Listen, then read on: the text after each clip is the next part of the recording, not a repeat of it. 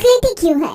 देश भर में छेल्ला 5 દાયકાથી આ સ્લોગન સાથે કરોડો લોકોના દિલ જીતનારી પાર્લે કંપનીની પ્રખ્યાત મેલોડી ચોકલેટની આબેહૂબ નકલ કરવાનો એક મોટો કિસ્સો અમદાવાદમાંથી સામે આવ્યો છે.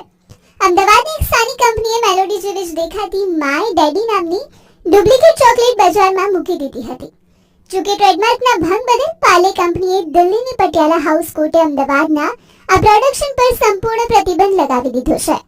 પાર્લે પ્રોડક્ટ્સ પ્રાઇવેટ લિમિટેડ વર્ષ 1973 થી મેલોડી ટ્રેડમાર્ક તેના વિશિષ્ટ કલર કોમ્બિનેશન અને પેકેજિંગ પર મ્યુઝિકલ સિમ્બોલ્સનો ઉપયોગ કરે છે. જ્યારે સામે પક્ષે અમદાવાદની બાપુજી ફૂડ્સ પ્રોડક્ટ્સે ગ્રાહકોમાં ભ્રમણા પેદા થાય તે રીતે આ જ કલર અને સ્ટાઇલ ચોરી કરીને માય ડેડી બ્રાન્ડ બનાવી હતી. એટલું જ નહીં, એમેઝોન અને ફ્લિપકાર્ટ જેવા ઈ કોમર્સ પ્લેટફોર્મ પરથી પણ આ પ્રોડક્ટ્સના લિસ્ટિંગ તાત્કાલિક દૂર કરવા આદેશ અપાયો છે. પુરાવા નષ્ટ ન થાય તે માટે એડવોકેટ મેઘા પરાશરને લોકલ કમિશનર નિયુક્ત કરાયા છે, જેઓ ફેક્ટરીની મુલાકાત લઈને હિસાબી ચોપડાને ડુપ્લિકેટ માલનો જથ્થો સીઝ કરશે. અને આ ગ્લોબલ ટ્રેન્ડ વચ્ચે શેર બજારમાં પણ એક રમૂજી કિસ્સો બન્યો છે. રોકાણકારોએ મેલોડી બનાવતી બ્રાન્ડ સમજીને બજારમાં લિસ્ટેડ પાર્લે ઇન્ડસ્ટ્રીઝના શેર ખરીદી લીધા હતા, જેના કારણે તેમાં 5% અપર સર્કિટ લાગી ગઈ.